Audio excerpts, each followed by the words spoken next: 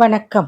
வசியின் வாசிப்புகளில் சிவகாமியின் சபதம் 2ஆம் பாகம் காஞ்ச முற்றுகை. அத்தியாயம் 48. மகேந்திர பல்லவர் தோல்வி.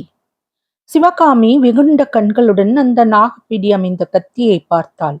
குரல் நடுங்க, நா தழுத்தழுக்க விசித்திர சித்தரை பார்த்து கூறினாள், பல்லவேந்திரா, எந்த பாவியின் கரம் இந்த விஷக்கத்தியை பிடித்து மாமல்லருடைய முதுகில் செலுத்த எத்தனித்தது? கிருபை கூர்ந்து அதை சொல்லுங்கள். என்னால் இது நேர்ந்ததாக இருக்கும் பட்சத்தில் என்று மேலும் அவள் பேசுவதற்குள் சக்கரவர்த்தி குறுக்கிட்டார். ஆத்திரப்பட்டு சபதம் ஒன்றும் செய்ய வேண்டாம் சிவகாமி. இந்த பெரும் அபாயம் உன்னால் நேர்ந்ததுதான். ஆனால் நீ அறியாமல் நேர்ந்தது. இந்த கத்தி யாருடையதாக இருக்கும் என்று உனக்கு ஒன்றும் தெரியவில்லையா என்று கேட்டார். இம்மாதிரி கத்தியை நான் பார்த்ததே இல்லை பிரபு. பெயரிலேயே பாம்புடைய மனிதர் ஒருவரே உனக்கு தெரியாதா அம்மா? நாகநந்தி அடிகளா என்று சிவகாமி கேட்டபோது அவளுடைய குரலில் வியப்பும் பயமும் ததும்பின. ஆம், அவரேதான். ஐயோ, அவர் எதற்காக மாமல்லரை கொலை செய்ய முயல வேண்டும்? நம்ப முடியவில்லையே. ஏன் நம்ப முடியவில்லை? இதைவிட அதிகமான பயங்கர துவேஷங்களை பற்றி நீ கேட்டதில்லையா? நாகநந்தி எதற்காக மாமல்லரை துவேஷிக்கிறார்? ஐயோ, காவி துணி தரித்து புத்த பிச்சுவாய் விதம். சிவகாமி, புத்த பிச்சுவாக இருந்தால் என்ன, யாராக இருந்தால் என்ன? ஸ்திரீ சௌந்தரியத்தினால் புத்த பிச்சுவின் மனம் கெட்டு போகாதா? விஸ்வாமித்திரருடைய கடும் தவத்தையே மேனகையின் சௌந்தரியம் கலைத்து விட்டது. புத்த சங்கங்கள் சீர்கெட்டு போயிருக்கும் இந்த நாளில் இது என்ன அதிசயம்? என்ன சொல்கிறீர்கள்? எனக்கு ஒன்றும் விளங்கவில்லையே. நாகநந்தி எதற்காக மாமல்லரை கொல்ல பார்த்தார்? உன்னுடைய சௌந்தரியமையாக விஷயம் பிச்சுவின் தலைக்கேறியதால் தான். அம்மா, வேறு என்ன இருக்க முடியும்? புத்த பிச்சுவின் கடின உள்ளத்தையும் உன் மேனி அழகு கவர்ந்தது.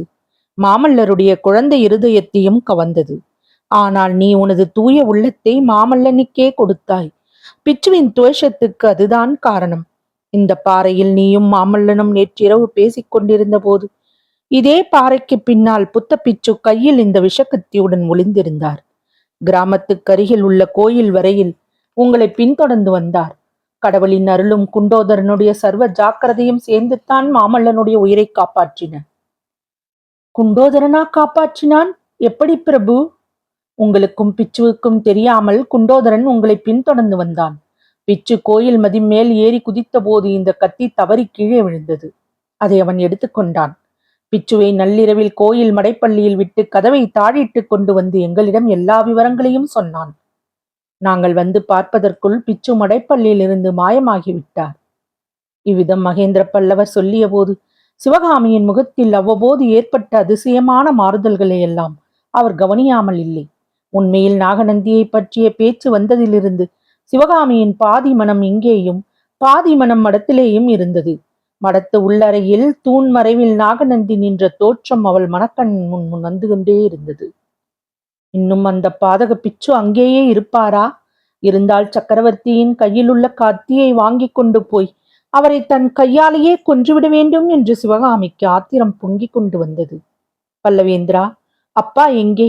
நான் உடனே மடத்துக்கு போக வேண்டும் என்றாள் சிவகாமி. தாயே, என் கோரிக்கையை இன்னும் நீ கேட்கவே இல்லையே. நான் கோரி வந்த வரத்தை கொடுக்கவில்லையே. இப்படியெல்லாம் பேசி ஏன் என்னை வதைக்கிறீர்கள்? சிற்பியின் மகளுக்கு கட்டளையிடுங்கள். கட்டளை இல்லை அம்மா, உன்னிடம் வரந்தான் கோருகிறேன். அதுவும் எனக்காக கோரவில்லை, பல்லவ சாம்ராஜ்யத்திற்காக கோருகிறேன்.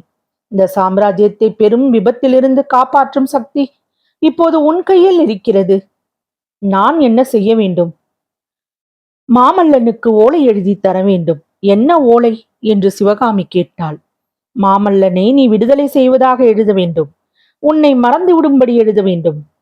பிரபு, இந்த ஏழை பெண்ணை ஏன் இப்படி சோதனை செய்கிறீர்கள்? மாமல்லரையாவது நான் விடுதலை செய்யவாது. என்னை மறக்கும்படி அவருக்கு நான் எப்படி எழுதுவேன்? நான் சம்மதித்தாலும் இந்த கை சம்மதியாது சுவாமி. சிவகாமி, காஞ்சிக்கு 3 காத தூரத்தில் வாதாபியின் படைகள் வந்திருக்கின்றன.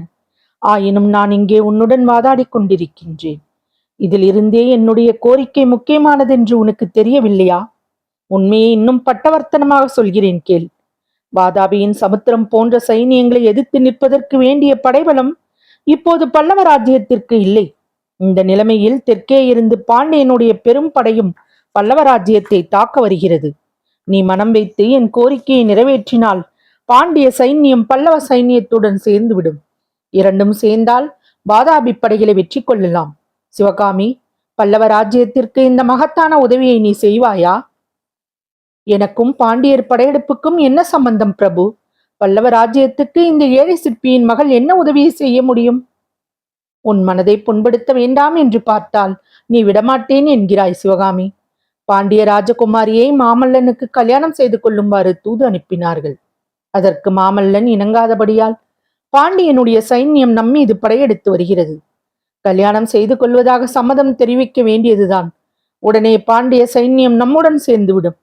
நீ மாமல்லனுக்கு விடுதலை கொடுத்தால் அவனை இதற்கு இணங்கச் செய்வேன். என்ன சொல்லுகிறாய் தாயே?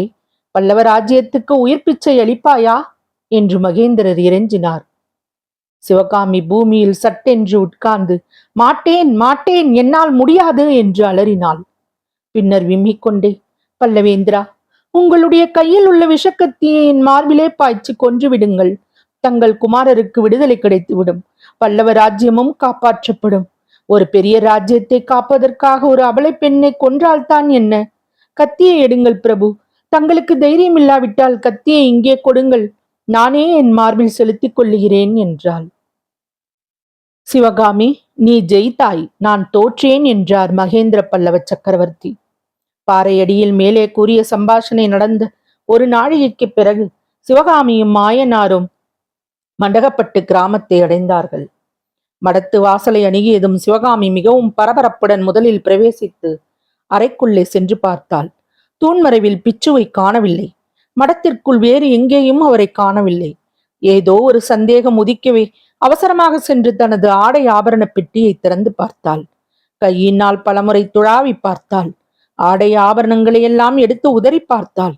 எப்படி பார்த்தும் சக்கரவர்த்தி கொடுத்த சிங்க முத்திரையுள்ள லட்சணையை காணவில்லை.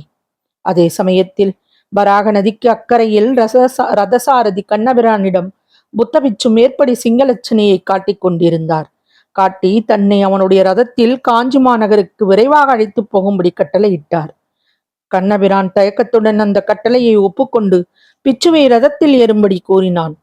இதையெல்லாம் சற்று தூரத்தில் மரங்களின் மறைவில் நின்று சக்கரவர்த்தியும் சத்ருக்கனனும் பார்த்து கொண்டிருந்தார்கள். சத்ருக்கனன் பாய்ந்து சென்று கண்ணபிரானை தடுப்பதற்கு எத்தனைத்த போது சக்கரவர்த்தி அவனுக்கு சமிக்கை செய்து நிறுத்தினார். புத்தப்பிச்சு ரதத்தில் ஏறுவதையும் கண்ணபிரான் வேண்டா வெறுப்பாக ரதத்தின் குதிரைகளை தட்டி விடுவதையும் வீரர்கள் ரதத்தை பின்தொடர்ந்து செல்வதையும் அவ்விருவரும் பார்த்து கொண்டு சும்மா நின்றார்கள். சத்ருக்கனுடைய முகத்தில் கோபம் கொதித்தது. சக்கரவர்த்தியின் முகத்திலோ புன்னகை தவழ்ந்தது. தொடரும். வசியின் வாசிப்புகள் பிடித்திருக்கும் என்று நம்புகிறேன். எனக்கு சப்ஸ்கிரைப் செய்து, லைக் செய்து, ஷேர் செய்யவும். தங்களின் மேலான கருத்துக்களை கமெண்டில் பதிவிடவும். அதுவே எனக்கு உற்சாகமூட்டும். நன்றி.